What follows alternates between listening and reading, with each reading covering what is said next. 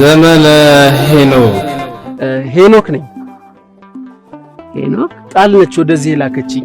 ሄኖክ ማን ነው? ሄኖክማ እኔ ነኝ። አዎ እኔ ነኝ ሄኖክ። ሄኖክ እኮ በኢትዮጵያ ላይ ትልቅ ያልተነገረለት ታሪክ ያለው ታላቅ ሰው ነው። ትክክለኛው የሀገራችን የሆነው የቱ ነው የሚለውን ፍለጋ ላይ ሄኖክ ማለት የአዳም ሰባተኛ ትውልድ ጥበብን አብዝቶ ይፈልጋት የነበረ በስራው እጅግ ፍጹም ከስነ ፍጥረት መጀመሪያ እስከ መጨረሻ በመላኩ ኡራኤል በኩል የተገለጠለት አሁን የምናየው የዓለም ጥበብ ሁሉ ቴክኖሎጂው፣ ሕክምናው፣ ሰማይ ላይ መውጣቱ፣ ወደ ጥልቁ ወርዶ ህይወትን ማጥናቱ ሁሉ ጥበብ ኢትዮጵያዊ ሄኖክ ከጻፈው መጽሐፍ ይወጣ።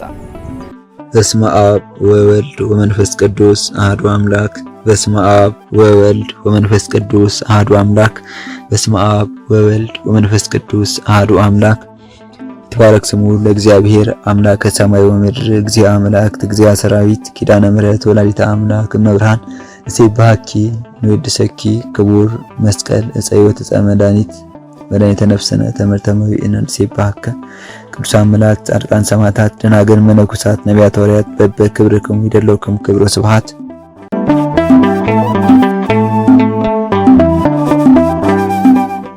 በዛሬው መሰናዶ በኢትዮጵያውያን የተሰራ አንድ ፊልም ላይ የታዘብነውን መሆን አይገባም የምንለውን እንመለከታለን። አንድ ወንድም እስኪ ይህን ፊልም ይመልከቱት ብለው ልከውልኝ በዚህ ፊልም ላይ እንዴት አድርገው ኮከብ ቆጠራን ትውልዱን ያስተማሩት እንደሆነ ነው የተመለከትኩትና በጣም ያሳዝናል። የዚህ ፊልም አማካሪ መሐመድ ዳውድ የሚባል ግለሰብና ሐኪም አበበች ሽፈራው ናቸው። ደራሲውም ባለምጌታቸው ይላል። ያው የፊልሙ ርዕስ የሀገር ምስጢር ነው የሚለው። እንግዲህ የሀገር ምስጢር ያሉት ምንድነው? ኮከብ ቆጠራውን ነው። ይሄ በኮከብ ቆጠራው ያለውን ኮከብ ተቆጥሮ ጣፈንታ የሚነገረው ምኑን ይሄ የባህል መድኃኒት ተብሎ ከዚሁ ከአውደ ነገስት ጋር በተያያዘ የሚሰራውን ከዕፀ ደብዳቤ ተብሎ ገቢር ያለው በመቃብር አፈር ሁሉ እንደዚህ ያርግ የሚል ሁሉ አለበትና ገቢር ማለት እንደዛ ነው። ሻማ ብርተ እንደዚህ ያደርገ ያለ ራሱን የቻለ መናፍስትን የሚጠራ ከመናፍስት ጋር የተያያዘ ነው ማለት ነው ይሄ ዕፀ ደብዳቤ የሚባለውና ይህንን ሁሉ ያስተዋልኩበትና በጣም የሚያሳዝን ነውና ትውልዱ ሊነቃ ይገባዋል። ከሊቃውንቶች የተላከ አዲስ መልእክት አለ።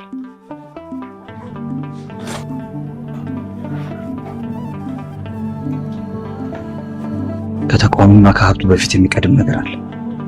እስካሁን ያልተሳካው የተቃውሞ ሐሳብ ለሁሉም ተደራሽ እንዲሆን ምን ላይ መስራት እንዳለብን ነው። ለዚህ ደግሞ ሰው ያስፈልጋል። በፊልሙ ይዘት ውስጥ ሊቃውንት እንዳሉ ከነሱ መንፈሳዊ መልእክት እንደመጣ በማስመሰል ከኮከብ ቆጠራው ጋር በተያያዘ ጥበብ በተውኔቱ መካከል በጥይት የተመታውን ልጅ የተመታውን ጥይት በማውጣት ቁስሉን በማከም ይህ የኮከብ ቆጠራው አካሄድ መልካም እንደሆነ ድህነትን የሚያስገኝ እንደሆነ ለማስረዳት ነው እየሞከሩ ያሉት። አጠቃላይ መልእክቱ ግን የራሳችን የሀገራችን እያለ ለምን ወደ ውጪው ዓለም እንመለከታለን፣ ለምን ወደ ሕክምና እንመለከታለን የሚል መልእክትንም ያዘለ ነውና እዚህ ላይ ስናይ ምንድነው ትክክለኛው የሀገራችን የሆነው የቱ ነው የሚለውን ፍለጋ ላይ መንገድ የተሳተ መሆኑን ነው የተረዳሁት። ምክንያቱም ኮከብ ቆጠራ በሀገር ውስጥ የገባ ቢሆንም በምዕራባውያን ዘንድ ያለ ነው። ይህም ደግሞ አጋንንታዊና ጉዳት ያለው ነውና መልካም ጥበብ አይደለም።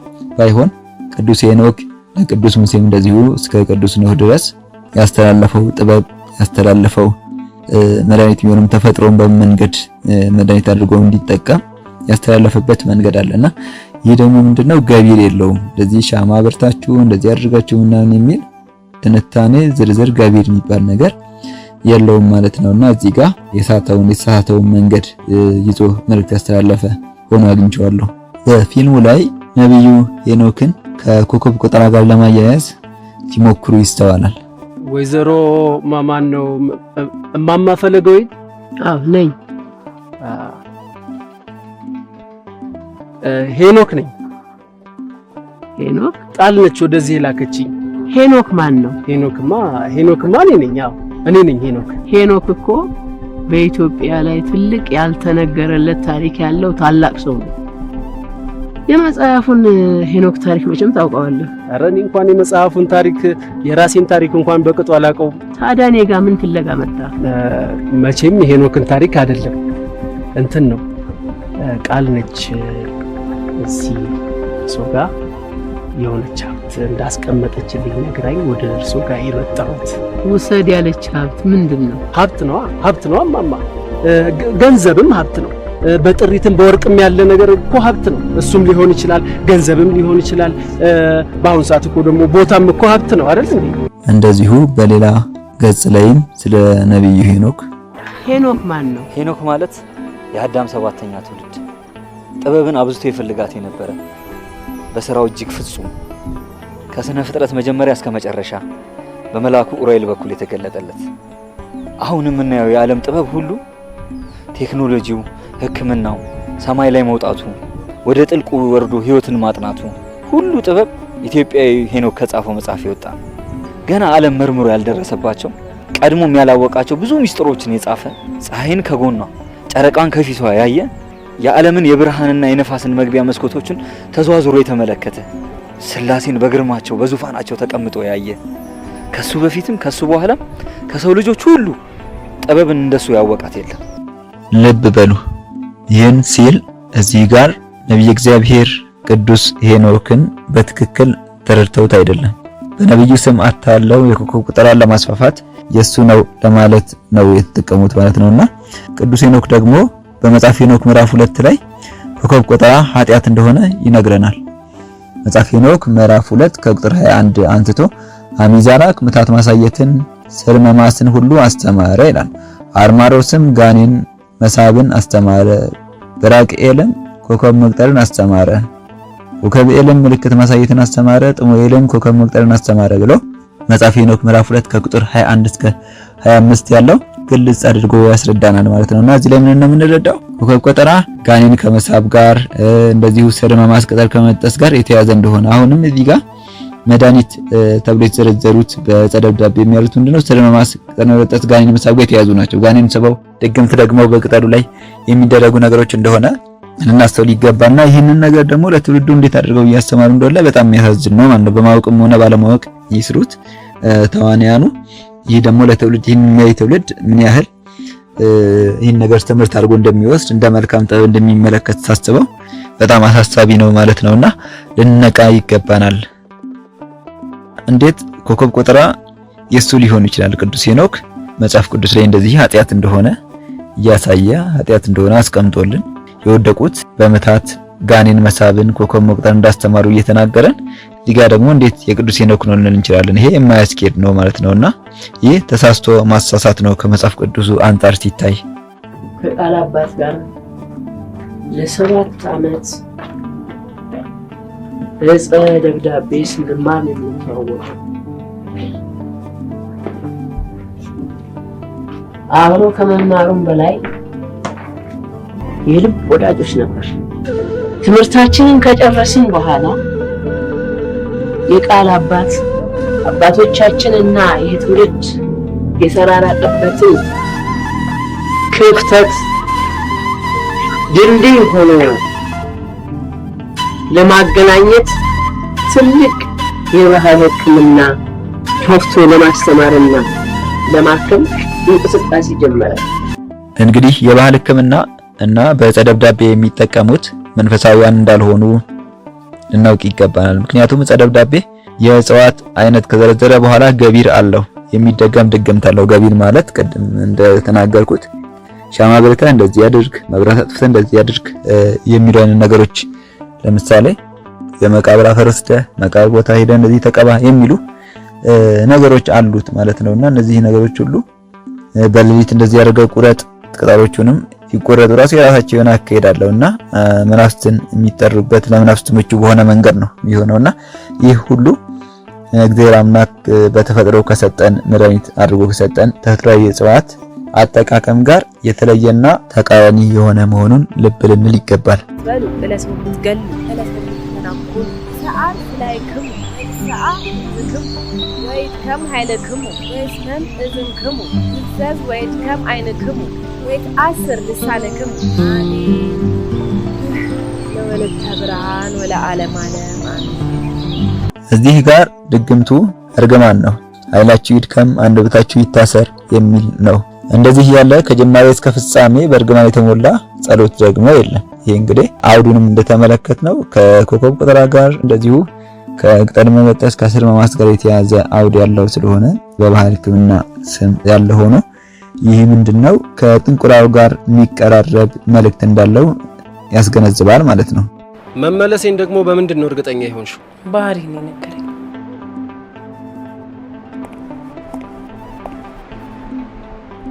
ባህሪዬ ከሄደ በኋላ ተመልሶ ይመጣል ብሎ ነው የነገረሽ? እንዳንተ አይነት ባህሪ ያለው ሰው ከግንቦት 13 እስከ ሰኔ 15 ነው የሚወለደው። አውደ ነገስት ላይ ወይም ፍካሬ ከዋክብት ላይ እንዳንተ አይነት ባህሪ ያላቸውን ገውዝ ንፋስ ነው ይለዋል። ምን? ለምን ከግምትሽ አይቀር ሰፋ አድርገሽ አትገምቺም? ከመስከረም 1 እስከ ጳጉሜ 5 ወይም 6 አይሻልም? ልብ ካለሽ የተወለድኩበትን ሆስፒታል ገምቺ። ጥንድ ባህሪ ነው ያለ። በበግና በቀበሮ ይመሰላል። ናሽናል ጂኦግራፊንና ሜትሮሎጂን ደበላለቅሽና አሸከምሽ። ፊልሙ አውደ ነገስትን ጥሩ ጥበብ ነው ብሎ ሰው እንዲረዳው ነው የሚያደርገው። ይህ አደገኛ ነገር ነው። ትውልዱን ወጣቱን ሳያውቀው ኮከብ ቆጠራ ውስጥ ይከታል። ስለዚህ በጣም ትውልዱ እያንዳንዱ ነገር ሲመለከት ሊያስተውል እንደሚገባ መምከር እፈልጋለሁ። ምክንያቱም አውደ ነገስት ከዚህ በፊት በነበሩ መርሃ ግብር ምን ያህል አጋንንታዊ እንደሆነ ምን ያህል ሰይጣናዊ እንደሆነ ተመልክተናል። ምን ያህል ገቢር እንዳለው በተደጋጋሚ ያየነው ጉዳይ ስለሆነ አሁን ደግሞ የሰውን እድል የሰውን ጸባዩ እንደዚህ ነው ብሎ አውደ ነገስት ከመናፍስት ጋር ባለው ትስስር የሚዘረዝረው ዝርዝር እውነት ሳይሆን በመዋረስና አጋንንታዊ በሆነ መንገድ የተሰናዳ መሆኑን ከዛ በፊት ተመልክተናልና ይህንን ለትውልዱ የሚያስተምር ፊልም ሆኖ አግኝቼዋለሁና ያያችሁትም ካላችሁ ያው ጥንቃቄ መውሰድ እንደሚገባና ትውልዱ በፊልም በማህበራዊ ድረገጻት በአንድ ብቻ ሳይሆን በብዙ መንገዶች ትውልዱን ወደዚህ ኮከብ ቆጠራ ውስጥ ለማሰማራት በነፍሳዊ አስተራ ውስጥ ለመክተት በባህላዊ ያለው እንዳለ ሆኖ በዘመናዊ መልኩ ደግሞ ትውልዱን ለማስገባት እንዴት ነው እየተሞከረ እንዳለ ልናስተውል ስለሚገባ ነውና ከዚህም ደግሞ መንፈሳዊያን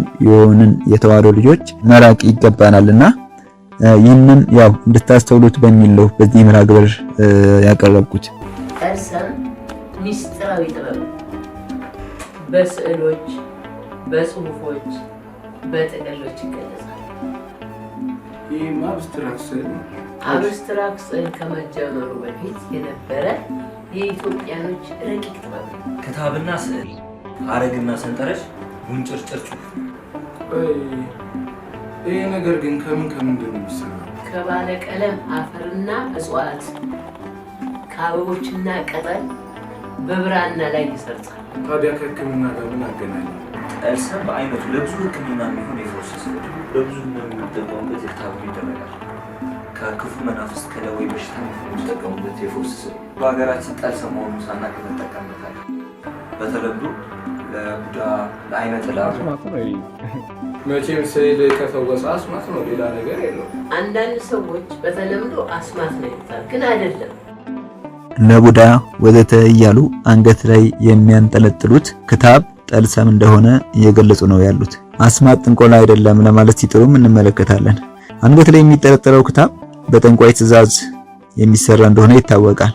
መንፈሳውያን አበውም ይህንን በመጸየፍ ብዙ ጊዜ ኮተት ብለው ይጠሩታልና ስለዚህ አውደ ነገስት እያሉ ጠልሰም እያሉ ጥበብ ነው የሚሉትን ጥንቆላ አይደለም ብለው ለማታለል የሚሞክሩትን እንዴት ልናውቅባቸው እንደሚገባን ከዚህ እንድንረዳ ነው ይሄ አንድ ጥሩ ማሳያ ስለሆነ። ምክንያቱም አሁን ብዙ በጠልሰም የተሰሩ የጥንቆላ መጽሐፍት አሉ። አብዛኛው ሙሉ በሙሉ ጠልሰም ናቸው። አንዳንዴ ቱላዳን በሚል ስምም ከቅዱስ ጊዮርጊስ መልክ ጋር በማያያዝ የሚሰሩት ነገር አለና በስዕል መልኩ አጋንንቱንም ይስሉታል። እንደዛ ውስጥ ያጋንንቱንም ያስገቡታል። ያጋንንቱንም ምስል ተኩላውንም ያስገቡታል። የበግ ለምድ የለበሰ ተኩላውን እባቡንም እንደዚሁ በስዕላዊ መልክ አድርገው ያስገቡታል። ይሄ ማለት ምንድነው? ጥንቆላ ነው ማለት ነውና ብዙ ጊዜ በጠልሰም የሚጠቀሙት ይህኑ ጥንቆላውን ስራ እንደሆነ ልናውቅ ይገባል። እና ደግሞ አንዳንድ ሰዎች ደግሞ በከብቶቻቸው ግንባር ላይ እንደዚሁ በልጆቻቸው አንገት ላይ አንዳንዱ ሰኔ ጎልጎታ ነው የሚል ምክንያት ይሰጣል። በቆዳ ሰፍቶ በአንገታቸው ላይ ያንጠለጥላልና ይህ ነገር ብዙ ጊዜ ምንድነው? ይሄ ጠልሰም የሚሉት የአጋንንት ስምም ያለበት ድግምት ያለበት ክታብ እንደሆነ ልንረዳ ይገባልና ቀድሞ ነገር ከቡዳም ሆነ ከምንም እንዲከላከልልን በልጆቻችን አንገት ላይ ሊኖር የሚገባው መድኃኔዓለም አምላክ የተሰቀለበት ክቡር መስቀሉ የእንጨት መስቀል ነው። የተዋሕዶ ልጆች አንገት ላይ ሊኖር የሚገባውና ከዚህ በዘለለ ግን ያው በተዋሕዶ እምነት ውስጥ ያሉ ሆነው በተሳሳተው መንገድ ሲሄዱ የሚታዩ ብዙ የህብረተሰብ ክፍሎች አሉና ይህ ሲታይ በጣም ያሳዝናል ማለት ነው። የቀውስ እሳት ሁነኛ ጥንዱ የገውዝ ጥንድ ነው ይላል መጽሐፍ። ስንቶቻችሁ ናችሁ በዚህ በኮከብ ቆጠራ የተጋባችሁት? ኮከብ ቆጥራችሁ ያገባችሁት? እግዚአብሔር አምላክ በዚህ ትዳር ውስጥ ይገኝበታል ብላችሁ ታምናላችሁ? እንደዛ ብላችሁስ ብታስቡ እንኳን የተሳሳተ አስተሳሰብ ነው ማለት ነው። አጋንንታዊ በሆነ መንገድ ትዳርን መስርቶ አምላክ እንዲገኝ ማሰብ ማለት ነውና ስንቶቻችሁ ናችሁ ቀመረ ፊደል እያላችሁ ጠንቋይ ቤት ሄዳችሁ ትዳር የመሰረታችሁ? በእውነት በማወቅም ሆነ ባለማወቅ በዚህ ህይወት ውስጥ ያላችሁ አጋንንቱን ክዳችሁ አውሬውን ክዳችሁ ወደ ፈጣሪ አምላክ ተመልሳችሁ ንስሐ ልትገቡ ይገባል እላለሁ። ሌሎቻችሁም በማህበራዊ ድረ-ገጻት በፊልምም እንደዚህ አይነት ነገር ስታዩ በመንፈሳዊ መነጽር ልትመለከቱት ይገባል፣ ልትጠነቀቁ ይገባል። ይህንን ገጸ ባህሪያት የተጫወቱት ተዋናዮች እንደዚሁ ደራሲያን በማወቅም ይሁን ባለማወቅ ለገንዘብም ይሁን ለታዋቂነት ኮከብ ቆጠራን ለማስፋፋት አንዴ በተሳሳተ መንገድ መልእክቱን አስተላልፋችኋል። ስለዚህ ትውልዱን ይቅርታ ልትጠይቁ ይገባል እላለሁ። ብዙ ጊዜ መልካም ስለሆነው ጥበብ ስለ ነብዩ እግዚአብሔር ቅዱስ ሄኖክ ጥበባት እንደዚሁ ስለ ዘመን ስሌቱ የኢትዮጵያ ሀብት ስለሆነው ስለዚህ ሁሉ ብዙ ሲባልለት ብዙ ሲባልና ብዙ ሲሰራ እንመለከተምና እንግዲህ ትክክለኛውን የኢትዮጵያ ሀብት የተባለውን ይሄን የቅዱስ ሄኖክን ጥበብ ዘመን ስሌቱን ብዙ ሰው ይፈራዋል ማለት ነው። በባህር ሐሳብ ስላለ ይህንን አውጥቶ ለመናገር አጉልቶ ለማውጣት ብዙ ሰው አይደፍርም ማለት ነው። ምክንያቱም እውነት ስለሆነ ትክክለኛውን ነገር ከእግዚአብሔር የሆነውን ነገር ይዞ የተቀመጠ የዘመን ቀመርም ስለሆነ ማለት ነውና ይልቁንም ግን የጥንቆላው ነገሮች የኮከብ ቆጠራው ነገሮች በስፋት በማህበራዊ ድረገጹ ላይ ሲመላለሱ እንመለከታለን። ይህ ደግሞ በጣም የሚያሳዝን ነው።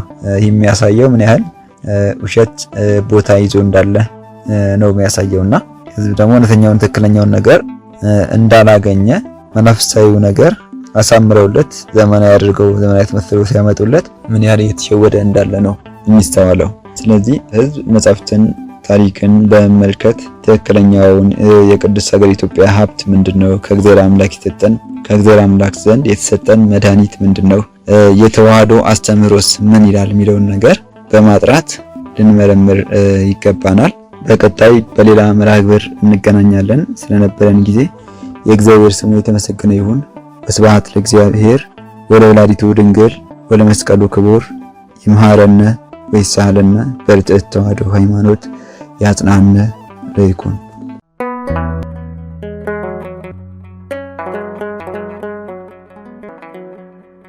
ዘኢትዮጵያ